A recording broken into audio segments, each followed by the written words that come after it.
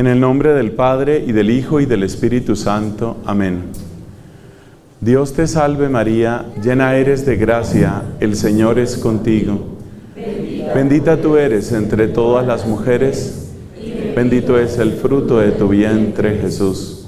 Santa María, Madre de Dios, ruega por nosotros pecadores, ahora y en la hora de nuestra muerte. Amén. En el nombre del Padre, y del Hijo, y del Espíritu Santo. Amén. Por favor, siéntense.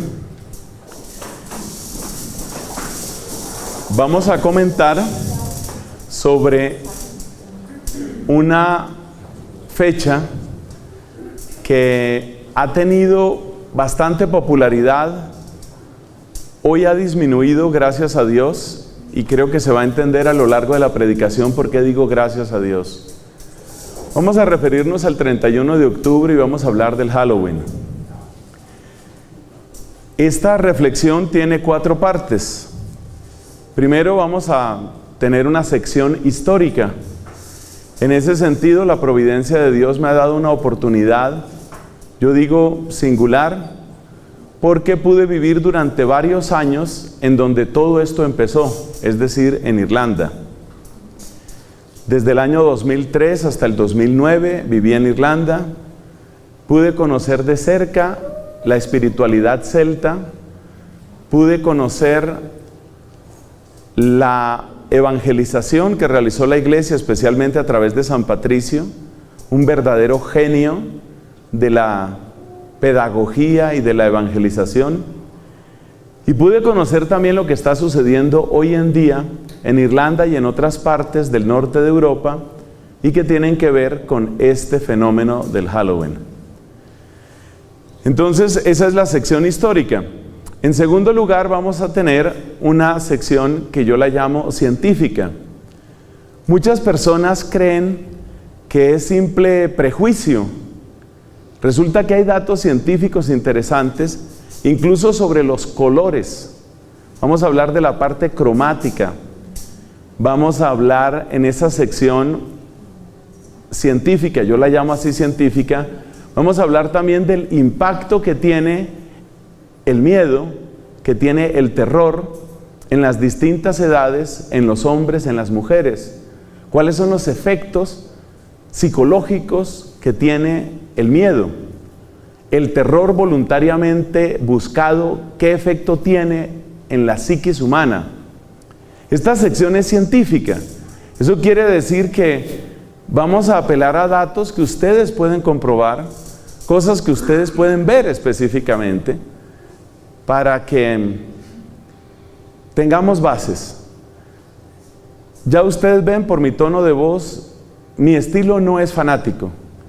No me parece que haya que hacer una especie de estallido de histeria o de pánico con estas cosas. Pero como me gusta decir, ingenuos no, por favor.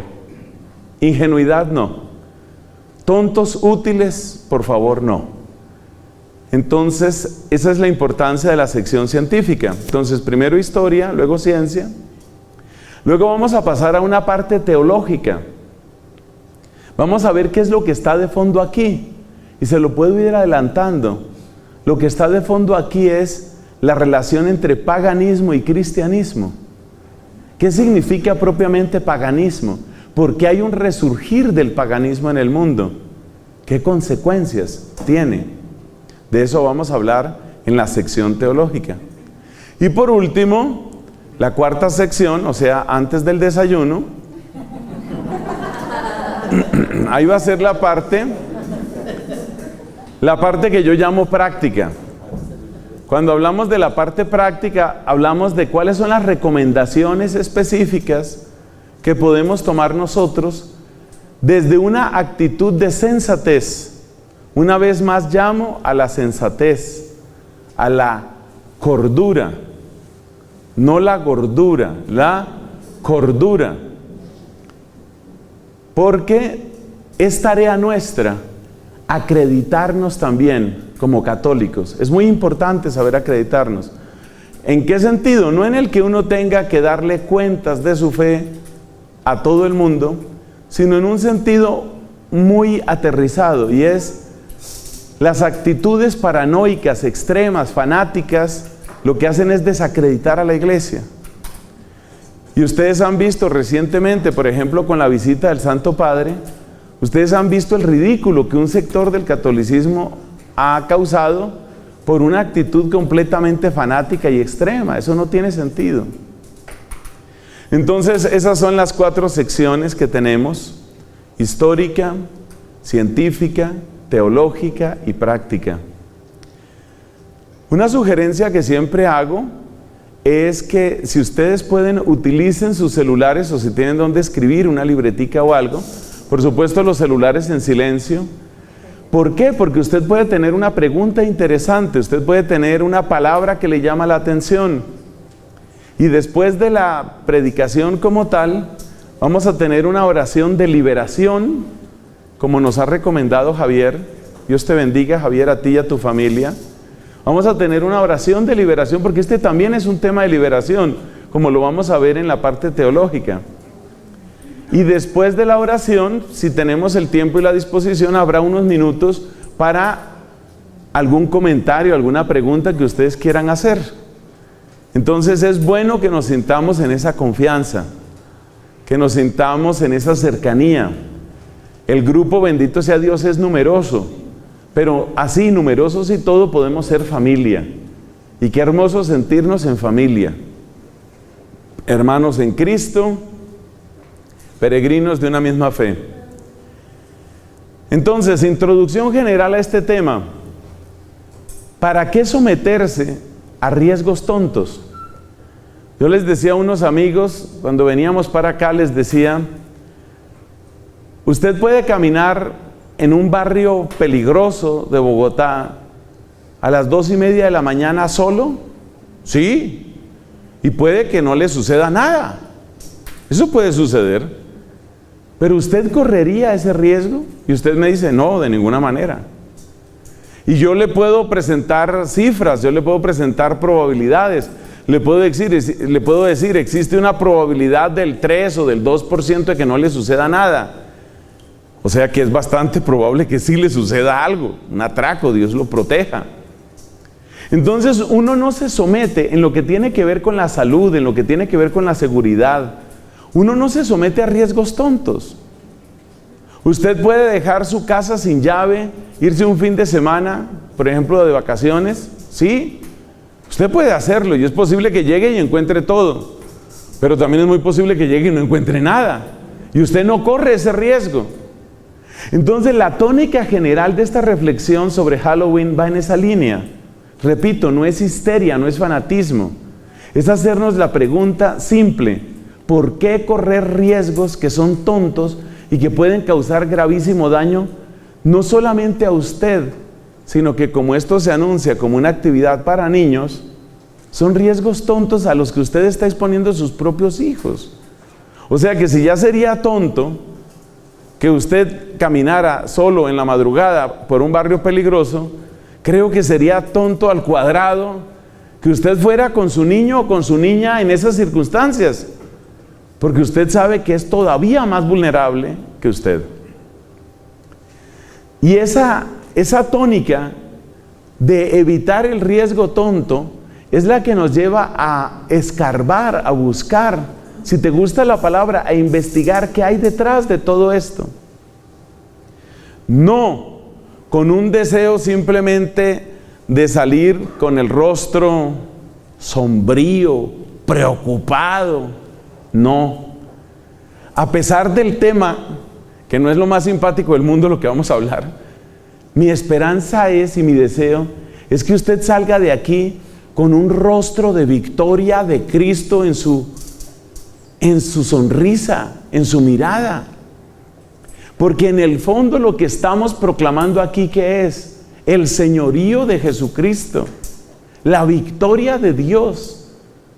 Aclarando, en ningún sitio es tan hermosa, tan perfecta, tan visible la victoria de Dios que en María Santísima. A mí me dicen que este grupo se llama María. Eso fue lo que me dijeron. Entonces yo no sé si cabe aquí pedir, por ejemplo, un aplauso de amor para ella, que muestra la victoria de Dios. la victoria de Dios.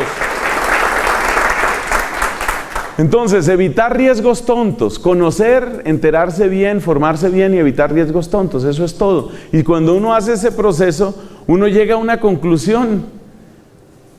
Yo soy de otra raza, yo soy de otro linaje.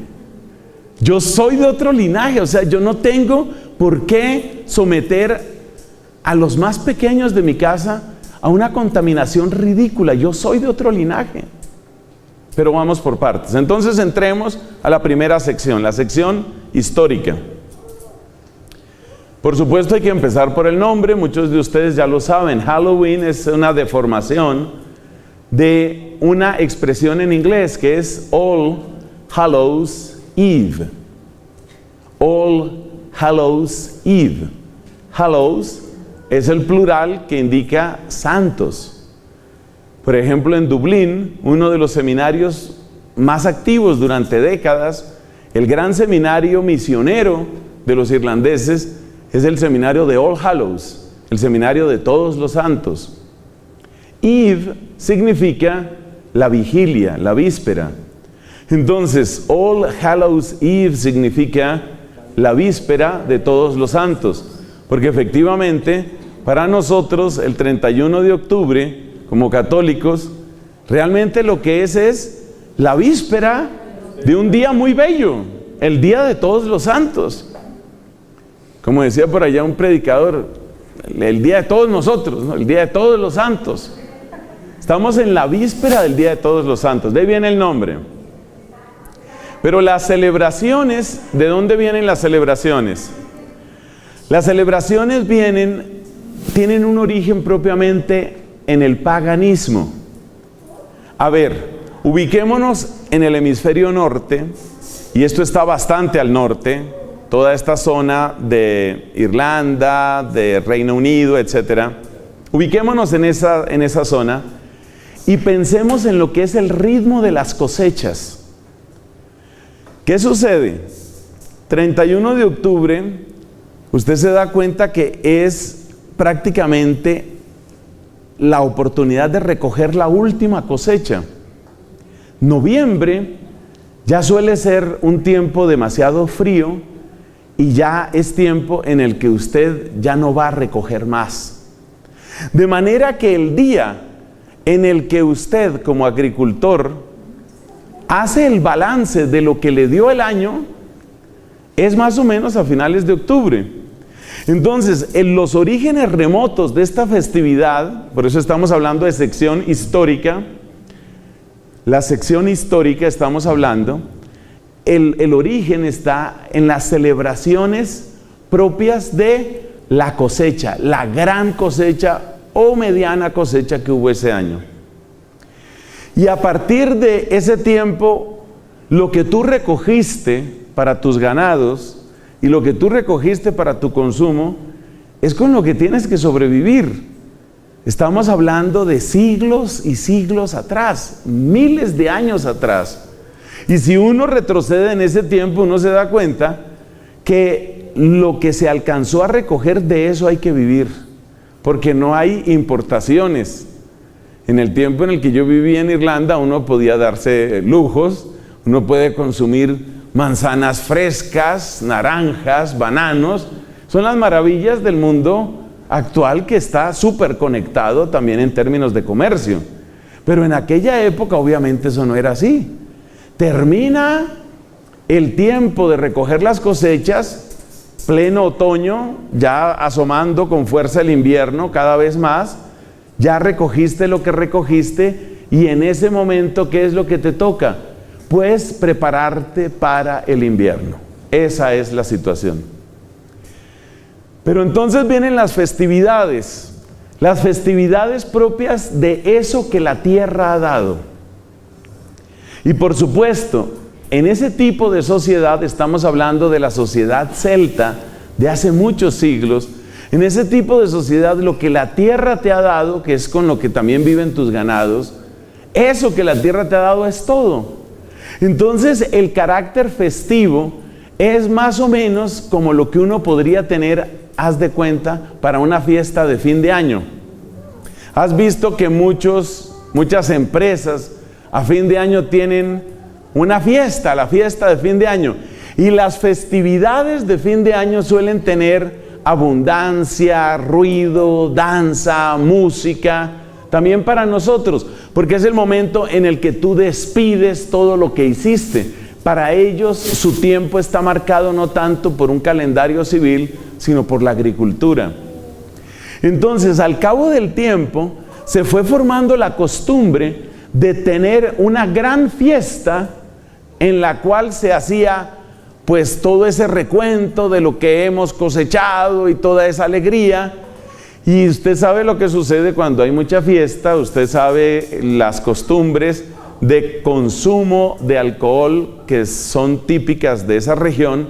Entonces muy pronto se convierte en una fiesta que tiene mucho ruido, que tiene mucha danza, mucha comida, mucha bebida, mucha borrachera. Es decir, es una fiesta que tiene las características como de un pequeño carnaval. Es la fiesta de otoño, es la gran fiesta de otoño, la fiesta del 31 de octubre. Esa es la prehistoria de lo que nosotros llamamos Halloween. Pero estas personas, ¿qué religiosidad tenían? Ellos tenían una religiosidad en continuo contacto con el cosmos y con la naturaleza. La obsesión de ellos es dominar las fuerzas de la naturaleza. Y ellos consideran que hay espíritus que habitan en los bosques, hay espíritus que habitan en los campos, y esos espíritus, si uno se hace amigo de ellos, uno va a tener una buena cosecha. Todavía hoy se hace mucho chiste de eso. Si ustedes conocen algo del mundo irlandés, ustedes saben que el tema de los duendes, de los gnomos, es un tema que está muy frecuentemente metido allá. Esos espíritus chocarreros que llaman en otros lugares, esos espíritus que están en las montañas. Y entonces para ellos, en su mentalidad pagana, la existencia de esos espíritus del bosque y del campo era algo que daban por descontado. ¿Y qué es lo que uno tiene que hacer entonces? Uno tiene que volverse ¿qué? Amigo de esos espíritus. Entonces, como esos son los espíritus que hacen posible la cosecha, entonces la celebración de la cosecha se convierte también en una celebración en la que se invocan esos espíritus. Ahí entra ese lado que podríamos llamar ese lado incluso espiritual, pero ya vemos qué tipo de espiritualidad es. Entonces hay que congraciarse, hay que amistarse con esos espíritus, con los espíritus de los bosques. En la parte científica vamos a ver por qué los bosques se convirtieron en lugares sagrados para estas culturas. Hay una razón científica para eso, y es bueno estudiar estas cosas, o sea, perderle el miedo a los temas, estudiarlos con serenidad y darse cuenta qué es lo que hay detrás. Entonces, los bosques son lugares donde ellos creían que existían ese tipo de espíritus. Y si yo quiero una cosecha, y si los espíritus del campo son los que determinan la fecundidad del campo, entonces ¿qué me toca? Hacerme amigo de los espíritus. ¿Quiénes eran los sacerdotes? Había una casta que ustedes tal vez han oído mencionar, la casta de los druidas. Los druidas eran una casta sacerdotal que en medio del mundo celta se acreditó o ganó crédito ante la población como los expertos en hacer el puente entre el mundo natural, comida, bebida, de nevadas, inviernos, heladas, y el mundo sobrenatural, todos esos espíritus. Entonces los druidas fueron los sacerdotes de ese mundo celta, los sacerdotes que se ganaron la credibilidad de la gente y a los cuales las personas les entregaban sus ofrendas, les entregaban pues lo que era necesario para el culto. Las cosas fueron tomando a veces un curso, una dirección bastante espantosa. Sucede lo siguiente: cuando yo le digo a usted la palabra momia, muy posiblemente usted piensa en las momias de Egipto, y usted piensa en los cadáveres embalsamados en condiciones de aire muy seco, como es el aire desértico del norte de Egipto. Eso es lo que usted tal vez piensa como momia. Pero usted tal vez puede saber también que otras culturas también han tenido momias. Los muiscas en esta región de Colombia tenían momias, usted las puede ver en el Museo Nacional. Momias mucho mejor preservadas son las de los Andes en la cultura inca. Los incas tenían sacrificios humanos y para ellos los dioses de las alturas dentro del panteón, dentro de la mitología de ellos, los dioses de las montañas reclamaban sacrificios preciosos. ¿Qué es lo más precioso que una persona puede tener? La vida. Entonces, para un papá, para una mamá, es incluso más doloroso sacrificar a un hijo que matarse a sí mismo. Entonces, pues resulta que esta gente en territorio inca mataban a los hijos, mataban a las hijas y las dejaban como ofrenda a los dioses. El clima seco y frío, muy frío, de las alturas de los Andes ha preservado a muchas de esas momias entre los incas. ¿Por qué les cuento esto? Porque resulta que eso nos muestra que hay momias o hay cadáveres que se preservan en condiciones distintas. Desde el calor de Egipto hasta el frío de las montañas de los Andes, fíjate que se pueden conservar cadáveres. Resulta que en tierras de Irlanda se han encontrado cadáveres muy bien preservados. Lo más interesante, interesante desde el punto de vista de la investigación, pero es absolutamente espantoso lo que voy a decir, es que estos cadáveres muestran que fueron sacrificados. Es decir, fueron seres humanos que fueron sacrificados. ¿Cómo se conservaron? El clima de Irlanda no es seco como el de Egipto, no es tan frío como el de los Andes. Resulta que un modo de preservación de los cadáveres es en la tierra mojada, tierra húmeda, si esta tierra carece radicalmente de oxígeno. Es decir, aunque a usted le parezca extraño, es como contrario a lo que uno se imagina, los pantanos de tierra muy fría, como es Irlanda la mayor parte del año, los pantanos de tierra fría son lugar muy adecuado para conservar estos cadáveres. ¿Por qué? Básicamente porque el frío hace lenta la acción de las bacterias y porque en esos pantanos muy pronto se agota la provisión de oxígeno en el agua. Entonces es un medio que los científicos llaman anaerobio, un medio sin oxígeno, y si usted tiene un cadáver en un lugar muy frío, sin ningún tipo de oxígeno, con una temperatura más o menos estable, hay una probabilidad alta de que se conserve. Entonces se han encontrado estos cadáveres. Cadáveres admirablemente preservados. Y esto es lo espantoso. Se ha encontrado que fueron cadáveres torturados antes de morir. Cadáveres que fueron ofrecidos dentro de los cultos de los druidas. ¿A quiénes? Pues ofrecidos a esos espíritus de los campos, a esos espíritus de los bosques.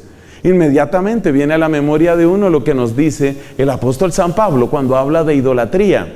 Dice, el ídolo como tal no es nada, pero detrás del ídolo es el demonio el que recibe el culto. Entonces, finalmente, estas personas, yo me acuerdo el caso porque lo alcancé a leer en bastante detalle, ustedes lo pueden investigar igual que yo. Yo no tengo fuentes secretas. Prácticamente todo lo que yo les estoy diciendo aquí, usted lo puede corroborar en una buena búsqueda, por ejemplo, en internet. Entonces, me acuerdo el caso de un cadáver admirablemente conservado, de una persona relativamente joven. Joven significa que podría tener menos de 30 años, y se muestran las incisiones, las heridas, cómo fue estrangulado, qué se le hizo a la persona. Fue ofrecida a los espíritus. Es decir, ¿de qué estamos hablando aquí? De un ser humano ofrecido al demonio. ¿Y eso para qué? Para asegurar las cosechas. ¿Y cuál era la fecha de eso? 31 de octubre. Esa es la realidad. Es decir, yo no me estoy inventando nada.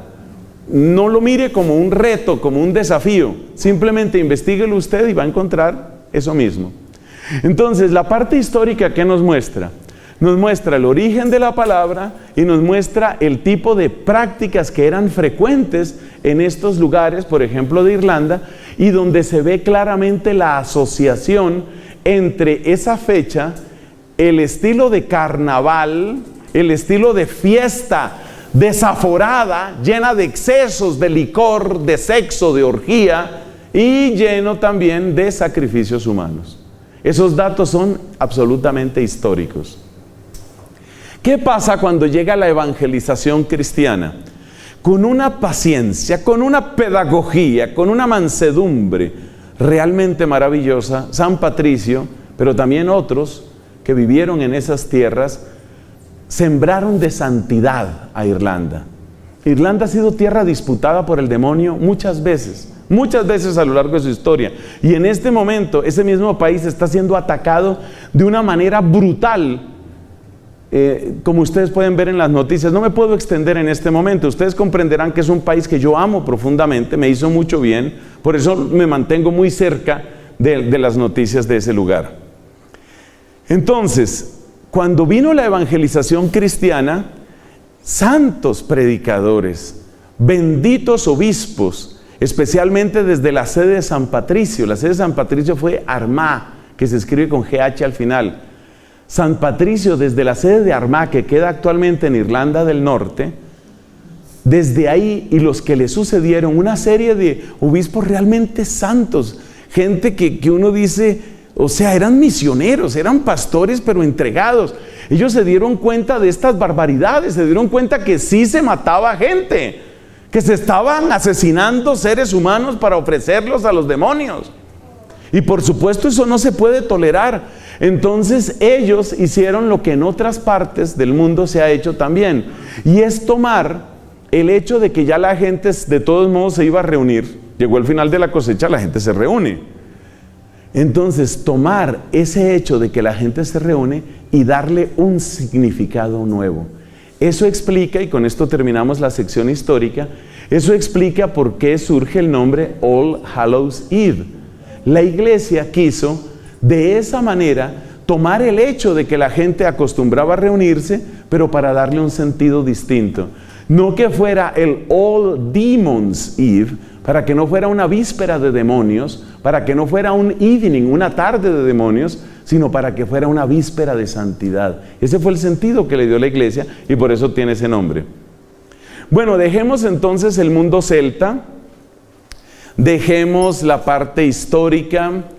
Ya sabemos de dónde viene esto, ya sabemos que hay datos comprobados, ya sabemos el tipo de momias.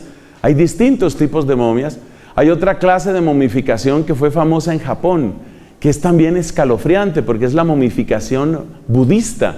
Los budistas, una rama del budismo, practicó la momificación a través del autoenvenenamiento con sustancias ácidas para destruir la parte de los intestinos, que es la parte que obviamente se corrompe más rápido.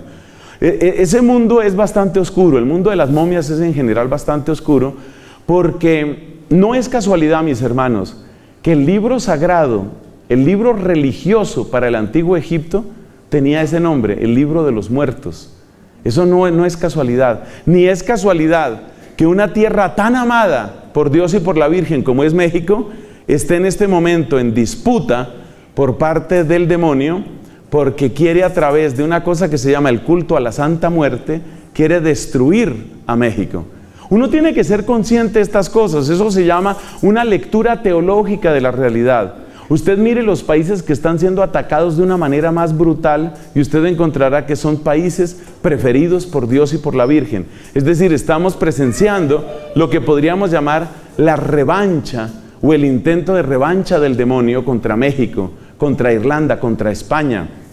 Es difícil encontrar un país que tenga la densidad de santos que tiene España. Es impresionante España, y por eso ustedes ven cómo es atacada de una manera brutal, y faltan pues líderes en este momento, laicos y sacerdotes seguramente, que puedan cambiar el curso de los acontecimientos. Bueno, entonces ahí termina la sección histórica. Ya nos damos cuenta cuál es el origen de esto, el mundo celta, el mundo druida, los sacrificios humanos. Pasemos a la parte científica. En la parte científica yo quiero referirme a varias cosas. Quiero referirme a tres temas específicamente. Quiero referirme al tema de los colores. Quiero referirme al tema de los bosques. Y quiero referirme al tema del miedo, al tema del terror. Esos tres temas son importantes porque sobre esos temas se han hecho distintas investigaciones. Empecemos con algo que, según me comentaba aquí mi amigo, le impactó mucho desde que lo oyó la primera vez, la parte de los colores. Bueno, ustedes saben que desde antiguo hay dos colores que están asociados con la victoria de Dios. Son los colores del cielo, el blanco y el azul. El blanco, la gloria de la Pascua; el azul de cielo, el azul de la Virgen, el azul de la serenidad y del mar. Ella es la estrella del mar. Mira nada más, esto no fue planeado, pero mira, aquí tenemos la estatua de la Virgen, blanco y azul. Si tú has estudiado algo sobre colores, te has dado cuenta que cada color tiene su opuesto. Obviamente el opuesto del color blanco es el color negro, eso lo sabemos todos. El opuesto del color azul es un poco más difícil, ahí toca entrar un poco en la teoría de los colores primarios y secundarios. Entonces uno sabe que hay tres colores que son primarios, básicamente el amarillo, el azul, el rojo.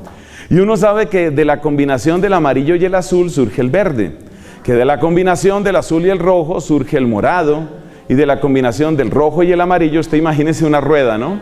La combinación del rojo y el amarillo, ¿qué sale? El anaranjado.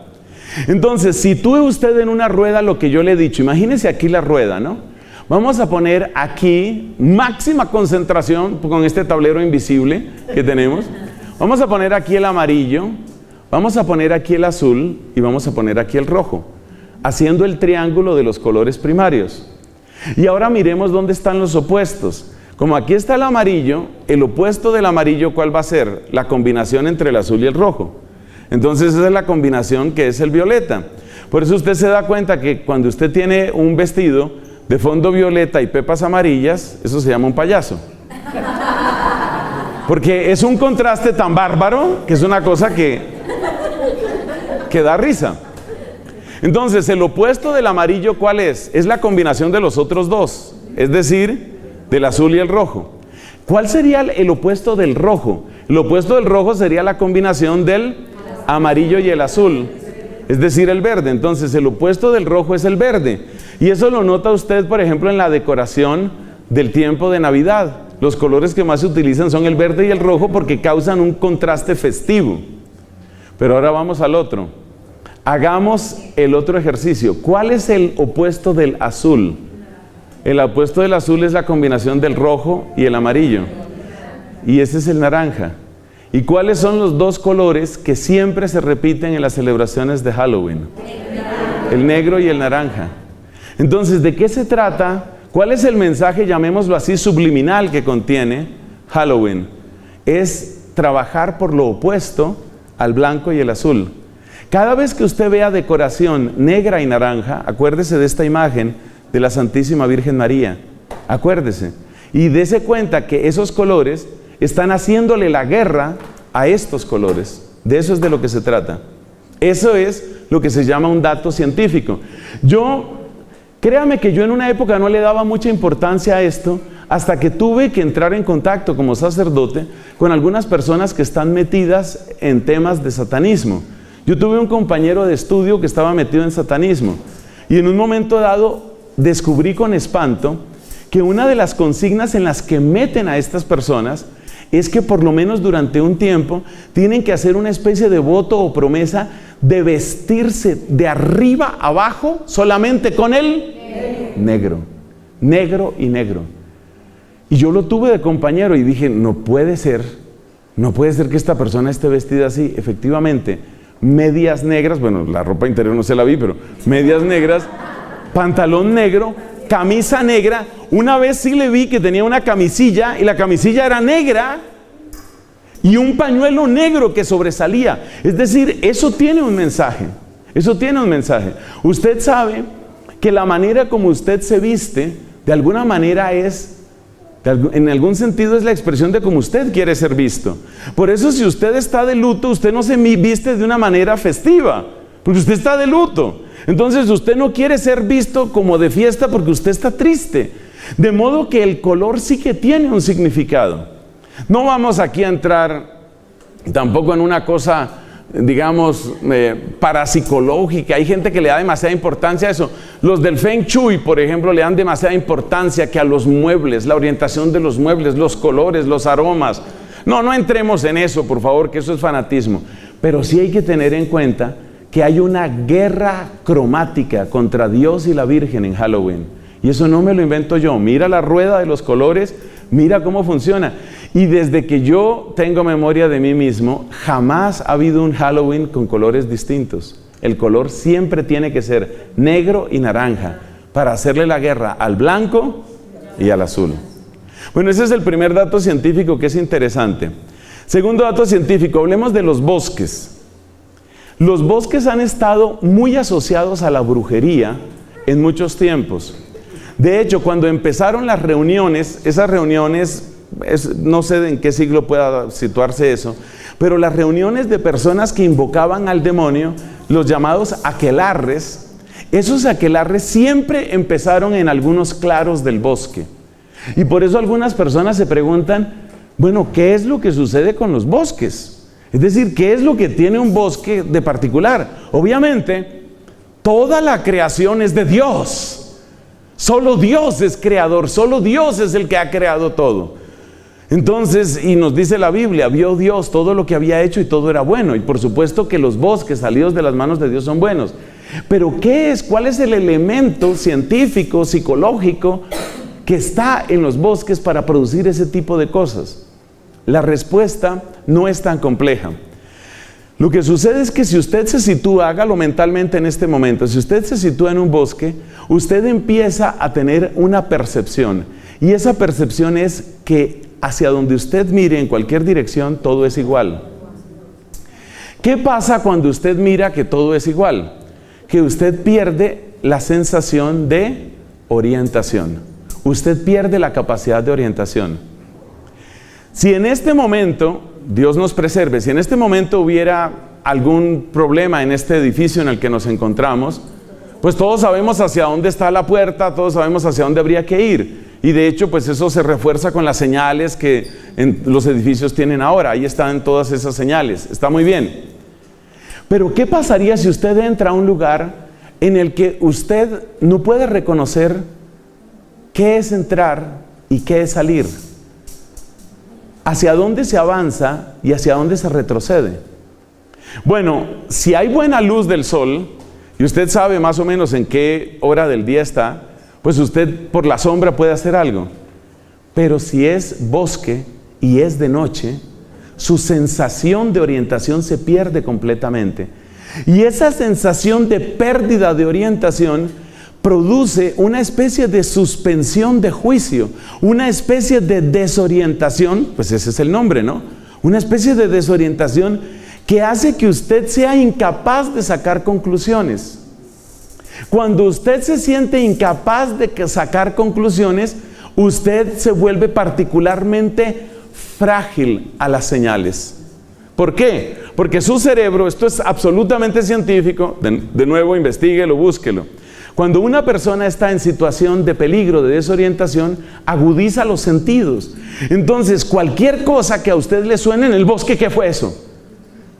Sus sentidos se agudizan, su sentido de orientación se pierde y usted empieza a confundir lo que usted percibe con lo que usted imagina, lo que usted percibe con lo que usted recuerda, lo que usted percibe con lo que usted desea. El romper la frontera entre lo que usted percibe y lo que usted recuerda, imagina o desea es exactamente la condición que se necesita para que usted abra las puertas de su conciencia al mundo espiritual. Eso es lo que se necesita. A ver, ¿qué defensas tenemos nosotros frente al mundo espiritual? Yo no voy a entrar aquí en una discusión sobre si existen o no existen ángeles, si existen o no existen demonios. Yo doy por hecho que usted ya sabe eso, ya está seguro de eso. Las personas que tengan dudas a ese respecto, por favor investíguenlo en el lugar apropiado, no podemos dar aquí todos los temas. Eso significa que, por ejemplo, pues sabemos que existen ángeles buenos, como nuestros ángeles de la guarda, como los benditos San Gabriel, San Rafael, San Miguel, a quienes invocamos tantas veces. Nosotros sabemos que esos ángeles existen, pero también sabemos que lamentablemente existen espíritus caídos. ¿Cómo se defiende usted de un espíritu dañino? Usted se defiende de la misma manera que usted se defiende de un extraño que le amenaza. ¿Usted cómo se defiende de una persona extraña que le amenaza? Pues usted primero intenta evaluar el peligro y luego intenta ver cuál es la mejor estrategia. Es decir, ¿ataco o huyo? ¿Cierto? Son las dos respuestas, el famoso fight or flight, ¿no? Entonces, ¿ataco o huyo? ¿Eso cómo lo hace usted? Con su racionalidad. Pero si yo lo pongo a usted en una condición en que su razón no trabaja bien, porque su percepción está acelerada al máximo y usted está desorientado, entonces su capacidad de respuesta racional es mínima. ¿Qué quiere decir eso? Que usted acaba de abrir una puerta para ser influenciable por ese mundo espiritual. ¿Cuál es la segunda línea de defensa? Mucho más fuerte y mucho más importante. ¿Cuál es la segunda línea de defensa que uno utiliza? Si uno es creyente, la segunda línea de defensa es la oración. Es la oración, indudablemente. Entonces, por ejemplo, muchos habrán escuchado la historia de este santo cardenal. Para mí ya es un santo, el proceso de beatificación está abierto. El cardenal Van Thuan. El cardenal Van Thuan fue un cardenal de la Iglesia Católica que fue encarcelado durante décadas por el sistema comunista de Vietnam. Y realmente lo que querían era enloquecerlo. Entonces lo sometieron a confinamiento solitario durante años enteros. O sea, tú imagínate años metido en una prisión que a duras penas tendría 1 o 2 metros cuadrados, sin ver nada, sin oír nada. Eso es para enloquecer. O sea, ¿cuál es el efecto? El efecto es destruir tu capacidad racional. ¿Por qué este hombre no perdió la racionalidad? ¿Y por qué este hombre no perdió la fe? Por la fuerza de la oración. Porque era un hombre de oración. Bueno, muchos estaban orando por él, pero él mismo es un santo hombre de oración. Ya murió. Él predicó unos retiros en la curia del Vaticano frente a Juan Pablo II y los cardenales de la curia. Ese es el cardenal Van Thuan. Entonces, aprender esto, por favor. Uno tiene 2 líneas de defensa frente a la maldad. La primera línea de defensa es la racionalidad. Usted analiza el problema, usted mira, esto me conviene o no me conviene, tomo por aquí o no tomo por aquí, ¿qué está pasando acá? Un momento, ¿aquí qué pasó? Más despacio, páseme la película despacio. Cuando usted habla de esa manera, ¿qué está tratando de hacer? Utilizar su razón. Y eso está bien porque Dios nos dio esa capacidad, Dios nos dio la inteligencia. Pero, ¿cuál es la segunda línea de defensa? La fe. La fe, pues, expresada en la oración, expresada en nuestra confianza en Dios. Entonces la pregunta es esta: si usted no conoce esa fe, porque esa es la situación del mundo pagano, si usted no conoce esa fe, no la tiene, y usted pone a su racionalidad en una situación donde queda suspendida y desorientada, las 2 defensas que usted tenía caen. Y si caen las 2 defensas que usted tenía, ¿qué le va a pasar? Que usted ha abierto las puertas. Eso es lo que se llama abrir puertas. Usted ha abierto las puertas a ese tipo de cosas. Le voy a dar ejemplos contemporáneos para que usted vea. Si usted conoce algo sobre la nueva era, usted se dará cuenta inmediatamente que la mayor parte de las prácticas de la nueva era tienen la misma estructura. Es decir, bloquear su capacidad racional produciendo una desorientación, induciendo una desorientación y confundir su fe. La nueva era utiliza exactamente las mismas estrategias de los druidas, las mismas estrategias de los bosques. Esto es tan científico como ir usted a un bosque y tratar de orientarse. ¿Cómo utiliza la nueva era eso? Por ejemplo, ustedes han oído y tal vez algunos habrán practicado la famosa meditación, lo que se llama meditación en la nueva era. ¿Y en qué consiste la tal meditación? Le dicen a usted, concéntrese en algo. Por ejemplo, va a mirar la tapa de esta botella. Mire la tapa de esta botella. Mírela mientras yo le voy dando vueltas y vueltas y vueltas. Solo mírela, solo mírela. Yo le voy a dar otras vueltas. Respire muy profundo y mire la tapa. Mire la tapa. Llega un momento en el que el hemisferio izquierdo, acuérdese que hay una diferencia en los hemisferios del cerebro. El hemisferio derecho es el hemisferio que trabaja más en términos de lógica, proporción, deducción. El hemisferio izquierdo es un poco más holístico, intuitivo, etc. Entonces, cuando usted somete a su cerebro a una acción repetitiva, donde no hay contenido, llega un momento en el que el cerebro, el hemisferio derecho, empieza digamos, a cansarse, por darle un nombre. Se desconecta y usted queda sometido a una experiencia en la que desaparece el tiempo. Es decir, es algo parecido a la hipnosis. De hecho, la hipnosis funciona de esa manera. Así funciona tal cual la hipnosis. Entonces, ¿qué sucede con la persona hipnotizada? La persona hipnotizada ha abierto una puerta. En este caso, ha abierto la puerta ¿a quién? A quien lo hipnotizó.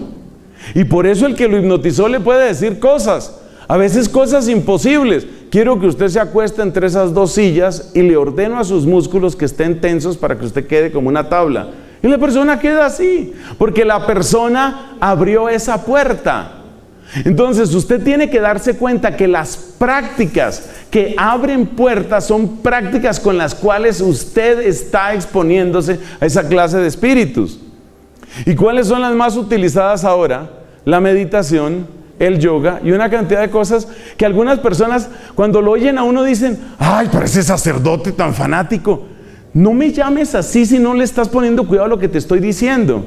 Estudia el tema de hemisferio derecho y hemisferio izquierdo. Estudia lo que es la supresión de la racionalidad. La supresión de la racionalidad se produce de muchas maneras.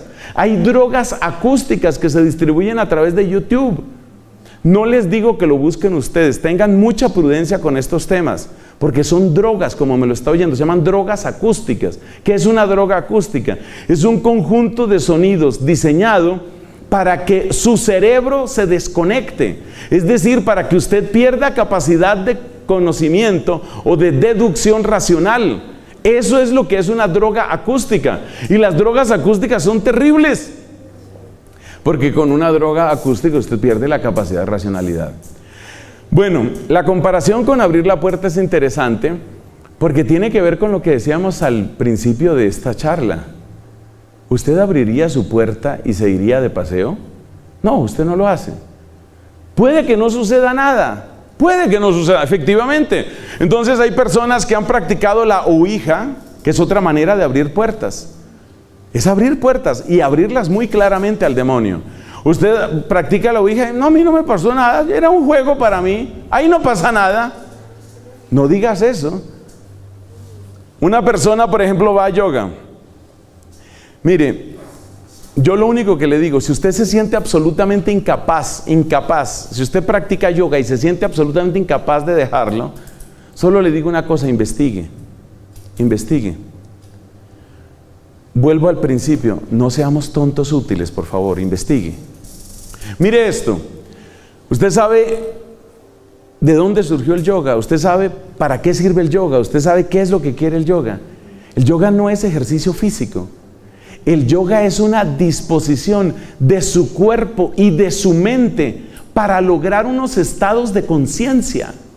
¿Y estados de conciencia qué es? Suprimir su capacidad de crítica racional y abrir las puertas de su corazón a que entre ¿qué? ¿A que entre qué, por Dios? Ese es el problema, que usted no sabe a qué le está abriendo la puerta.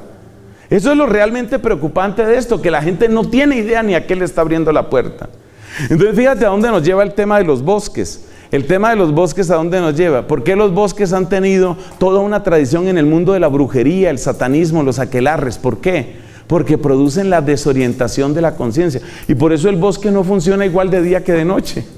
El bosque no trabaja igual de día, porque de día tú lo que ves es los pajaritos y todo eso.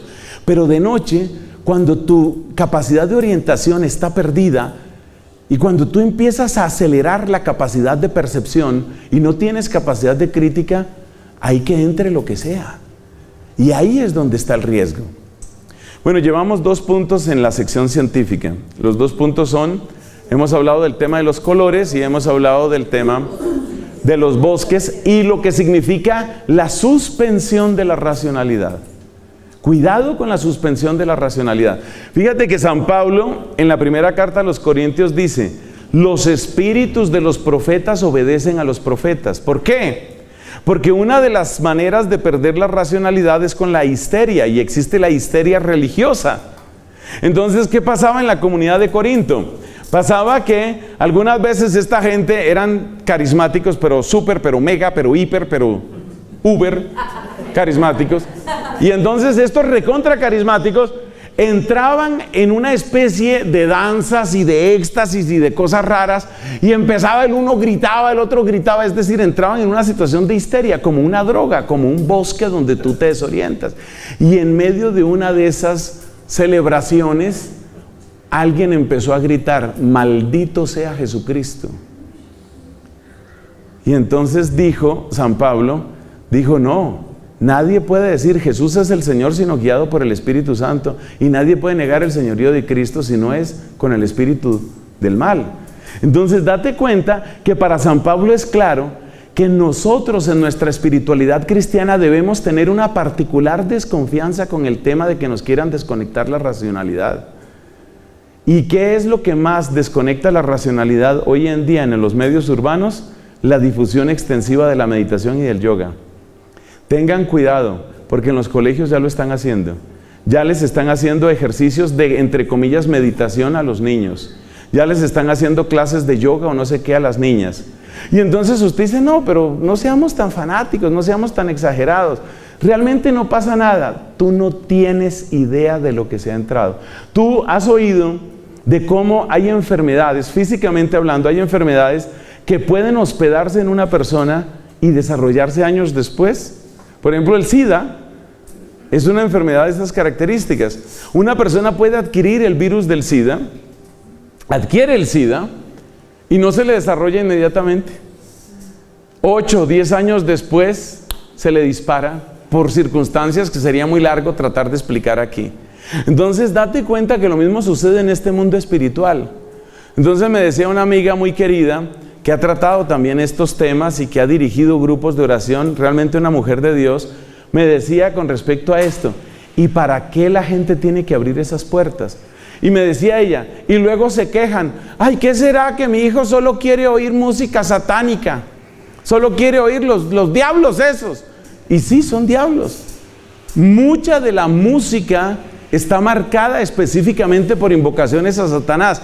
Hay que tener en cuenta que esos grupos musicales han utilizado eso como estrategia comercial. Muchos de ellos no son satánicos en realidad, pero utilizan eso como estrategia comercial. Pero si yo utilizo como estrategia comercial invocar al diablo, posiblemente el diablo aprovecha esa oportunidad para algo más que comercio.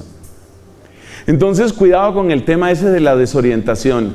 Cuidado con los temas de yoga, investiga. No te quedes simplemente con que ya pagaste el semestre de yoga, ¿no? No te quedes simplemente con eso. Piénsalo bien, mira lo que te están haciendo y mira cómo en la medida en que nos confundimos más en la fe y empezamos a desarticular y a desarmar nuestra capacidad racional, estamos abriendo puertas. Estamos abriendo puertas y ustedes saben que en esto los demonios van siempre en serio. Último dato científico. Hablemos un poco sobre el daño que el terror produce en hombres y en mujeres. Bueno, todos somos susceptibles a que nos haga daño el tema del terror. Cuando hablo de terror, no solo me refiero a máscaras o disfraces típicos de esta tristeza que se llama Halloween, sino me refiero también a las películas de terror. Me refiero también a la cultura del terror. Hay personas que cultivan eso, a los relatos de terror.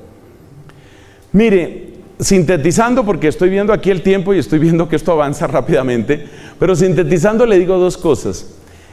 Particularmente en los hombres, en los varones, el terror produce una de dos cosas. Produce o una agresividad o produce una tendencia a la superstición y a la magia. En nosotros los varones son las dos respuestas típicas del terror y es muy típico. A ver, recuerden ustedes que hombres y mujeres tenemos esta hormona que se llama testosterona, pero en nosotros los varones esa hormona circula por nuestro cuerpo en una cantidad muchísimo mayor que en el caso de las mujeres. Se ha comprobado, eso está muy bien estudiado, la testosterona tiene que ver con ciertas respuestas conductuales que están bien caracterizadas. Por ejemplo, el espíritu competitivo. Esa es una cosa muy de la testosterona. Si usted es casada y ha viajado con su esposo por carretera y usted ve que su esposo no puede ver ningún carro adelante, tiene que alcanzarlo y tiene que pasarlo, y después de ese tiene que pasar al otro.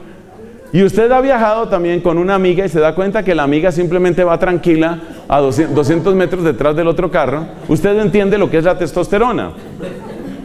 Eso es típico de la testosterona. Luego, pues hay hombres que son civilizados o que la mujer los ha domesticado. Bueno, no sé por qué dije eso, pero bueno.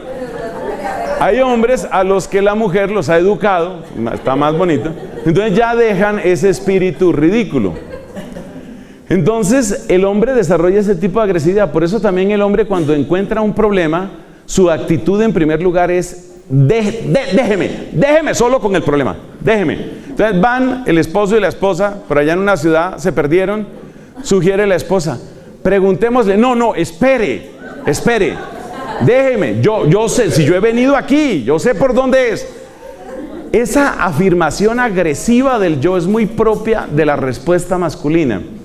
Frente a las amenazas del terror, el ser humano masculino intenta responder con esa agresividad. Entonces, el frecuentar el terror hace daño en el varón en esa línea, produciendo agresividad. O hay otro tipo de varón, o el mismo que he dicho, que entonces intenta una estrategia diferente. La estrategia diferente es utilizar su racionalidad y decir: espere, yo negocio. Aquí yo, ¿qué puedo hacer? ¿Qué puedo hacer yo en este caso? ¿Y qué es negociar cuando se trata de este mundo espiritual? Superstición. ¿Qué es la magia? Es superstición, es negociar. ¿La magia qué es? Yo pago y ya tengo dinero. ¿Cómo es? Salud, dinero y amor. Se lo saben, ¿no? Salud, dinero y amor. Entonces, uno se da cuenta que la respuesta típica masculina frente al terror, por nuestra propia constitución biológica, está marcada en eso.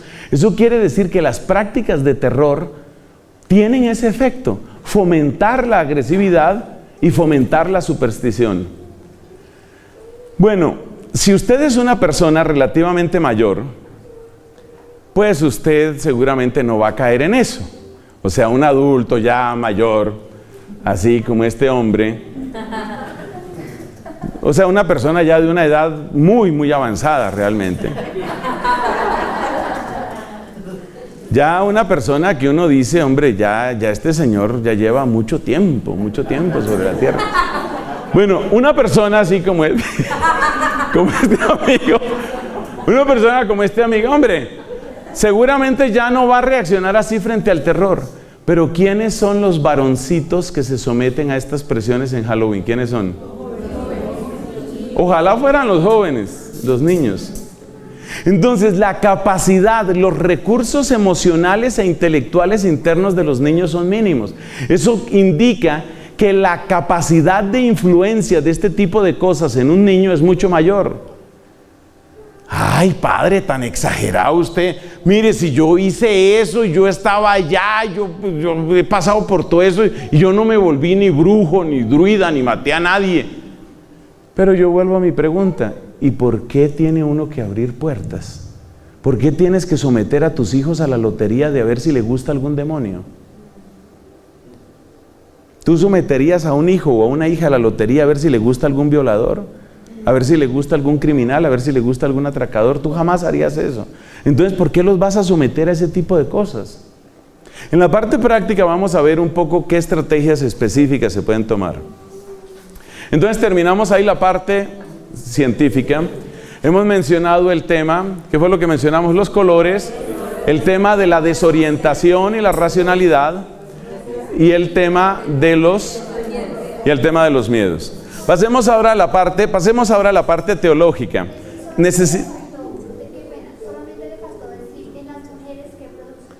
Sí, tienes razón. Gracias por la interrupción. Me dejé interrumpir y hice bien. En las mujeres, ¿qué produce el terror? Y esto es terrible porque es muy poco conocido. En las mujeres deforma el sentido de la sexualidad y de la afectividad. Una mujer en condiciones normales, lo que es la estadística de la inmensa mayoría de las mujeres, desea gustar, desea ser amada, y particularmente desea gustarle a alguien que quiere que sea su pareja, que quiere que sea su esposo. Esa es la situación de la inmensa mayoría de mujeres. No entremos aquí en discusiones de casos marginales, no es el escenario para hacerlo, ese sería otro tema. Entonces la inmensa mayoría de las mujeres tienen ese deseo. ¿El deseo de qué? De gustar, de agradar, de ser amadas, de ser admiradas, todo esto. Resulta que cuando una mujer es admirada, cuando una mujer gusta, es buscada. Entonces, por eso, las mujeres desde muy pequeñas, desde demasiado pequeñas, me estoy acordando de mi sobrinita, la que quiero muchísimo, desde que era una gotica, ya ella había aprendido la estrategia que tienen todas las mujeres, es decir, ver rápido y actuar más rápido. Entonces, la niña se da cuenta, ella se da cuenta, esos ojitos, ¡ay, Dios mío! Ella se da cuenta con sus ojitos que le cayó bien a alguien. Ellas no piensan, las niñas pequeñas no piensan en términos de gusto, sino más bien me quiere, le caí bien. La niña se da cuenta que le cayó bien a alguien y ¿qué hace? No sale al encuentro de esa persona a decir, hola, mi nombre es, no. La niña ¿qué hace? Se esconde, se pone así detrás de una columna, es decir, se hace buscar.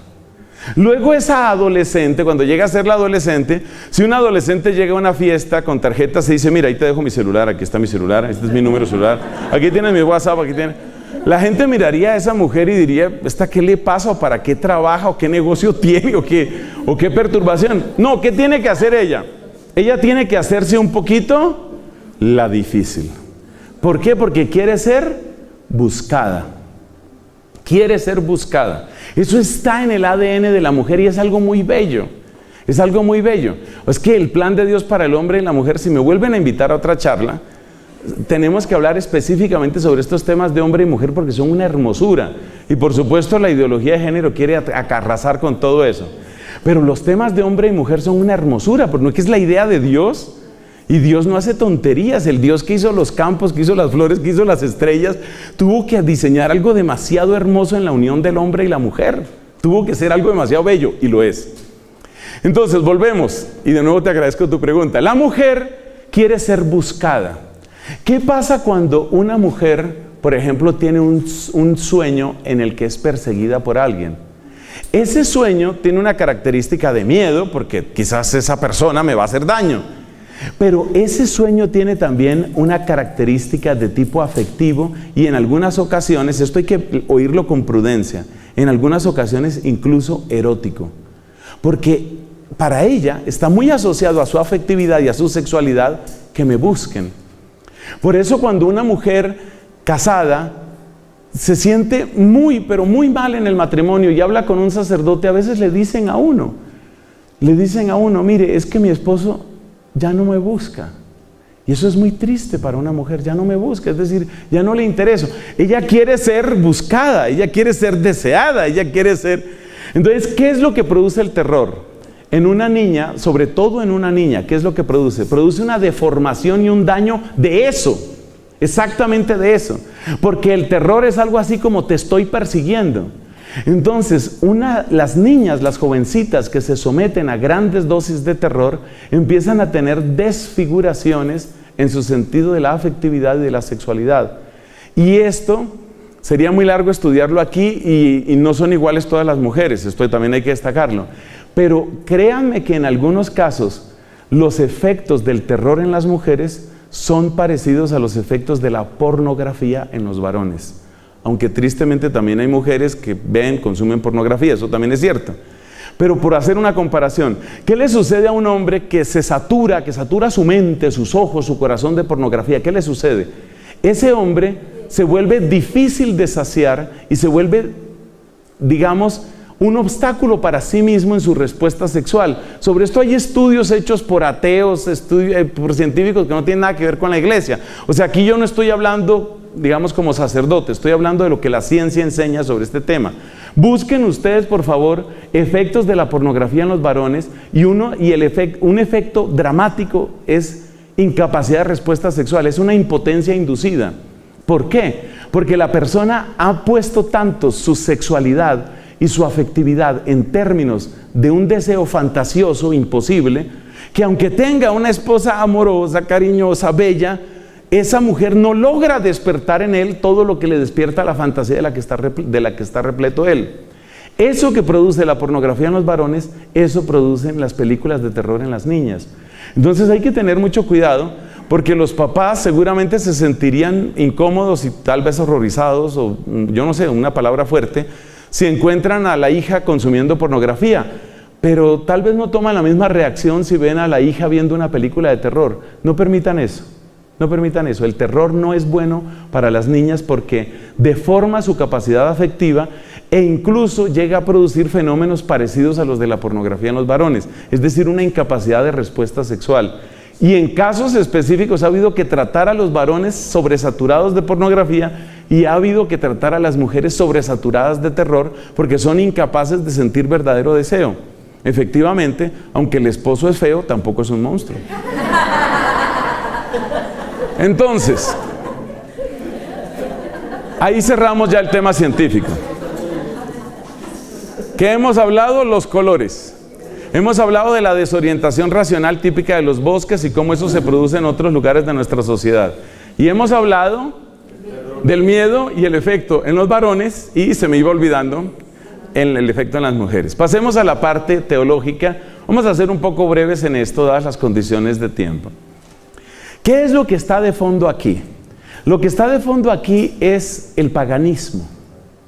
El paganismo. Y la victoria de Cristo sobre el paganismo. Eso es lo que está de fondo aquí. ¿Y el paganismo qué es? Le voy a dar una definición que le va a servir. El paganismo es el intento desesperado de colmar el anhelo del infinito del ser humano en la finitud de la creación. No he podido encontrar, en los años de vida que Dios me ha concedido, no he podido encontrar una mejor definición de lo que es el paganismo. Se la repito. Paganismo es el intento desesperado de colmar la infinita sed del hombre en la finitud de la creación. Entonces, el paganismo, partamos de la parte central de esto, la sed de infinito que hay en el ser humano. Por estos días me tiene meditando mucho una frase de un gran filósofo y matemático francés, un hombre muy piadoso llamado Blaise Pascal. Efectivamente, el del triángulo de Pascal, el mismo que da una medida en física sobre la presión, me parece que es. Bueno, entonces, Blaise Pascal. Este Pascal tiene esta frase que yo quisiera que usted la atesorara como yo lo hago. En el corazón humano hay un hueco que tiene la forma de Dios. San Agustín lo dijo de otra manera, y la frase de San Agustín es más conocida, está en el libro primero de sus Confesiones. Nos hiciste, Señor, para ti, y nuestro corazón está inquieto hasta que descanse en ti. O sea, el ser humano está hecho para Dios. Nosotros fuimos hechos para el infinito de Dios.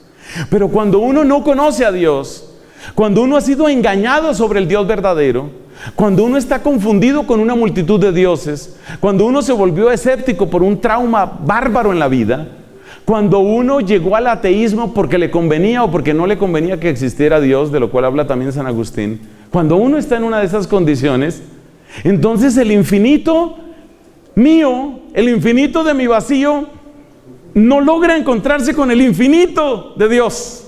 Entonces yo busco ese infinito. ¿En dónde lo busco? En el mundo. Entonces lo busco en la creación, incluyendo seres espirituales. Entonces alguien buscará ese infinito en los excesos del vicio, otro buscará ese infinito en la absoluta racionalidad. Es el caso del filósofo ateo. Otro buscará ese infinito en la comunión con distintos espíritus, como buscaban los druidas. ¿Qué es el paganismo entonces? Es el intento, yo lo llamo intento desesperado. ¿Por qué es desesperado?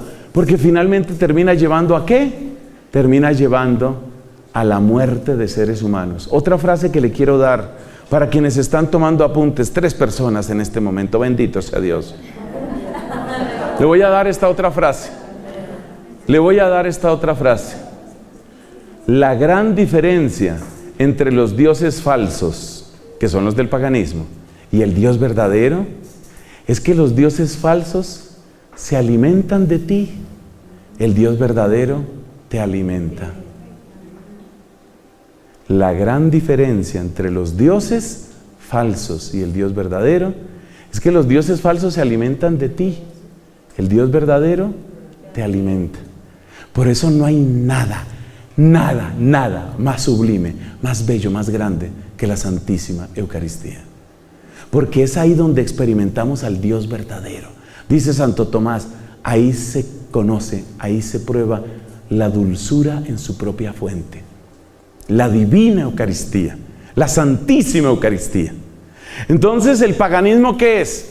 Es un intento desesperado. ¿Desesperado por qué? Porque no tiene salida, no tiene meta, no tiene futuro, no tiene posibilidad de éxito. Ninguna posibilidad de éxito. Es como encerrarse en una prisión, cerrarla uno completamente, tapar todas las ventanas y todo, y luego gritar, soy libre, soy libre, soy libre. Sería una mezcla de tristeza, de dolor y de ira lo que tú sentirías frente al destino de esa pobre persona. Ese es el paganismo. Entonces, ¿qué pasa? Que como nos damos cuenta por la historia y por la ciencia, que son las dos secciones que hemos tenido, hermanos míos, es evidente que el paganismo es un intento desesperado. Eso no tiene ningún futuro. ¿Pero qué es? Es tratar de conjurar los espíritus, es tratar de invocar la naturaleza, es tratar de llegar a estados de conciencia, es tratar de llegar a sensaciones, o llegar a percepciones, o llegar a estados anímicos o estados mentales que me alivien la necesidad de infinito. Que me alivien la necesidad de infinito. El que se droga busca eso. Quiere aliviar su necesidad de infinito. Y así para los demás vicios y para este tipo de prácticas. Entonces dejemos por ahí esa sección sobre paganismo y cristianismo y pasemos a la parte práctica con la cual concluimos esta reflexión. Sugerencias. Entonces vamos a dar 4 sugerencias prácticas. 4 sugerencias prácticas. La primera, yo tomo el título de esa serie de televisión que hace muchos años tiene un sacerdote al que yo admiro mucho, el padre Pedro Núñez, el que sale por EWTN. Usted conoce el título del programa de él, Conozca primero su fe católica. Pedro Núñez, si no lo conocen, conózcanlo.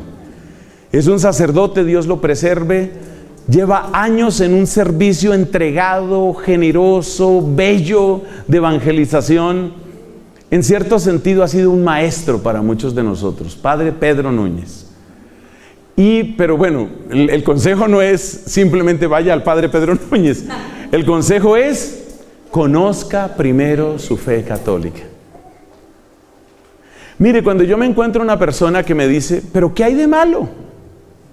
¿Pero qué hay de malo? Yo pienso, o sea, como yo he tratado tanto, pero tantos años con parejas, con familias, muchas cosas yo las veo desde la lente de la pareja. Y salen cosas muy bonitas. Entonces, mire, le voy a hacer una comparación con la realidad de la pareja y la frasecita esa de, ¿qué hay de malo? ¿Qué hay de malo? Imaginémonos una mujer casada que le dijera al esposo, ¿tú te pones bravo conmigo si yo llamo al vecino? Pues no, si tienes que llamar por algo, pues lo llamas, no pasa nada. Ah, bueno. ¿Te pones bravo si yo lo llamo por la mañana y por la tarde? Pues no sé por qué tendrías que llamarlo por la mañana y por la tarde, pues tus razones tendrás. ¿Te parece bien si lo llamo antes de dormirme? ¿Por qué tienes que llamarlo tanto? Mi amor, es que yo quisiera saber ¿cuántas veces puedo llamarlo sin que te pongas bravo? Usted de inmediato deduce que esa pobre mujer está en una situación terrible de desorientación afectiva o de lo que sea. Porque ella está viendo hasta dónde puedo estirar mi cercanía con el vecino, hasta dónde puedo llegar, a dónde está el vecino, hasta dónde puedo llegar, siguiendo todavía casada, ¿no? Y dije que era una mujer en ese caso. Eso es lo mismo que hace mucho católico. ¿Cuánto yoga puedo practicar? Pero sí puedo hacer un poquito de yoga, harto yoga. Puedo ir donde el Maharaji, me da permiso ir donde el Maharaji. Y si además quiero simplemente pasar por delante, no voy a hacer nada, sino pasar por delante para ver al indio amazónico, luego me devuelvo, solo verlo, no es nada más. Lo puedo ver por la mañana, por la tarde. ¿Qué le está pasando a esas personas? Lo mismo que a esa mujer. Esa mujer ya es infiel. Esa mujer ya es infiel. Y es posible que no le haya tocado un dedo al vecino, pero ya es infiel. El que se pregunta por el límite de su fidelidad ya es infiel. Escriba esa frase que le sirve. El que se pregunta por el límite de su fidelidad ya empezó a ser infiel. Claro. Eso funciona de esa manera. Eso funciona de esa manera. Si a mí se me cae un hilo en la calle, ¿ese es un delito? Pues no, claro que no. ¿Y si es un pedacito de tela? O sea, si yo boto, por ejemplo, un pantalón de mi abuelito hacia la calle, si yo boto la ropa que ya no me sirve, la boto así frente a la calle, ¿ya ese es un delito? O sea, las personas que empiezan a jugar con el límite, en el fondo ya perdieron en su corazón. Entonces, el primer consejo práctico es: robustezca. Mire, conozca la belleza. Dice el padre Pedro Núñez: conozca primero su fe católica, conozca la belleza de la liturgia, conozca la belleza de la oración. Puedo leer por cultura general estos libros de Caballo de Troya que escribió JJ Benítez. Cultura general simplemente. Pero usted ha leído los evangelios. No, estoy ocupado primero. Deme tiempo. Primero tenía que leer a Paulo Coelho, luego tenía que leer a Ansel Grün, luego tenía que leer. Y la Biblia, no sé, en mi funeral leerán algo, supongo. Entonces, esa persona que está jugando con el límite ya se extravió hace rato. Cada vez que ustedes se pregunten a sí mismos o se escuchen su propia voz diciendo estas palabras: ¿qué tanto puedo hacer de esto sin que sea pecado? Acuérdense del ejemplo de la señora y el vecino. Bueno, entonces, primero, conozca, valore, ame su fe católica. Ahí descubrirá que usted no necesita tanta basura. Entonces, esa es la primera recomendación. Segunda recomendación: yo le quiero invitar, honestamente le quiero invitar, evite completamente las celebraciones de Halloween. Completamente. Realmente ese es mi consejo. Evite completamente. Evítelo completamente usted, y evítelo completamente su familia, y evítelo completamente en la decoración de su casa, y evítelo completamente en sus niños. ¿Por qué esa recomendación? Bueno, pero ¿y si yo pongo, por ejemplo, una calabaza azul para que no sea naranja?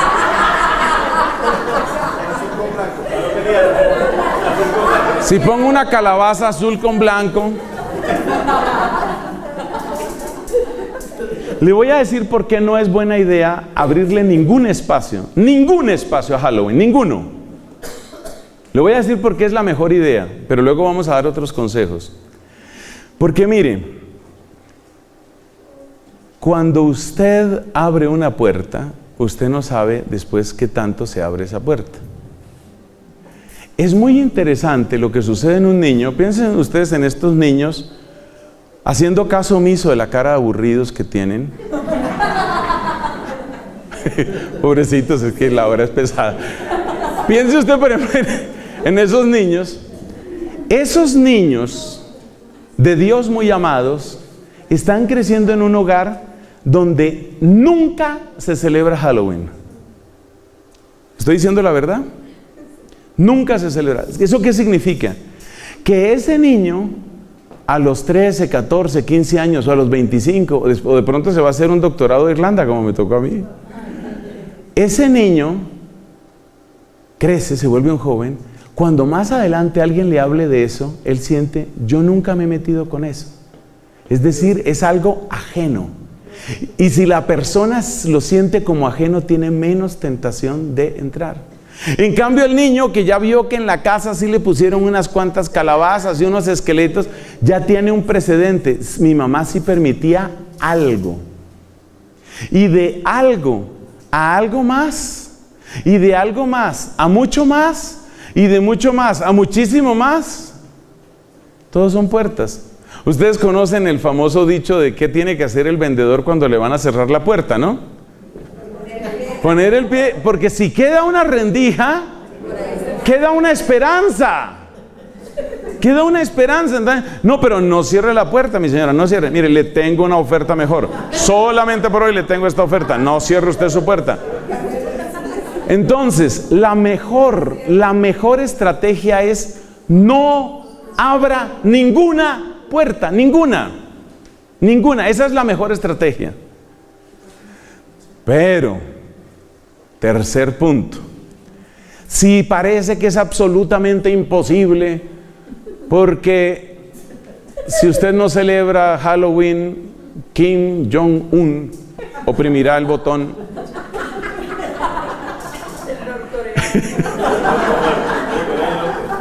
Si usted siente que realmente no hay otra manera, porque eso va a ser un conflicto de familia, va a ser una cosa terrible, va a ser algo espantoso, entonces viene el tercer consejo. Si materialmente y después de orar y después de exponer su posición de una manera razonable, orada, después de divulgar este video, si después de todo eso no hay manera, entonces utilice la solución, hay una solución que es la perfecta, que es no hacer nada. Pero si no puedes, entonces utilice la otra, que es el famoso tema de los disfraces de angelitos, de princesas, de santos, de profetas. Es decir, lo que llaman en inglés, ese es el second best, ¿no? Hay más o menos. No es tan bueno, pero todavía trae efectos muy positivos, porque los niños que solo han conocido ese tipo de celebración, cuando les vienen con el cuento del terror, dicen, no, yo no quiero eso. O sea que todavía ahí se salva mucho. Esa es entonces la tercera recomendación. Si no hay nada más que hacer, usted debe entrar por ahí. Y el cuarto punto, ¿cuál es? La cuarta sugerencia, ¿cuál es? Recuerden ustedes que el tesoro más grande que tienen es su familia. Defiendan a su familia con la oración. Y se ha demostrado que no hay oración más apropiada para defender la familia que el Santo Rosario. Santo Rosario, por lo menos una vez a la semana. Acostumbren a sus hijos a que hay rosario, a que hay oración, a que de vez en cuando se lee la Biblia. Acostumbren a sus hijos a eso. ¿Y quién debe dirigir la oración? Que eso es parte del cuarto consejo. El papá. Es el papá. Si no es el papá, se produce un daño. ¿Cuál es el daño? Con los hijos varones. Recuerde usted que la naturaleza no perdona, y cuando ese hijito suyo llegue a los 11, 12, 13, cuando ya entre en adolescencia, él no va a querer ser la mamá, él va a querer ser el papá. Y si el papá no reza, si el papá no va a misa, si el papá se burla de la religión, si el papá dice vayan ustedes, eso es lo que va a tomar el hijo. Entonces, realmente las oraciones en la casa las tiene que dirigir el papá. Eso es así, y así lo manda Dios. Eso es lo que significa ser cabeza, Efesios capítulo 5. Eso es lo que significa ser cabeza en la casa. Ser cabeza en la casa no significa a mí me tienen que dar la porción más grande, me tienen que servir de primero, yo soy el único que grita aquí. Ser cabeza en la casa significa ser el primero en la sabiduría, ser el primero en el perdón, ser el primero en la oración. Eso es ser cabeza en la casa. Pero siempre que digo esto hay algunos señores que me miran con cara de que usted me está cambiando las condiciones del contrato. Entonces, si no se lo predicaron en la misa en que se casó, yo se lo digo aquí. Ser primero es eso que acabamos de decir. Defiendan sus hogares. Sus hogares valen demasiado. Sus hijos valen demasiado. Y termino donde empecé. ¿Por qué exponerse a riesgos tontos? ¿Por qué? Más bien empecemos en una cultura diferente, empecemos a celebrar a quien merece ser celebrado, a nuestro Señor Jesucristo, a darle a Él el honor y la alabanza. Gloria al Padre, al Hijo y al Espíritu Santo.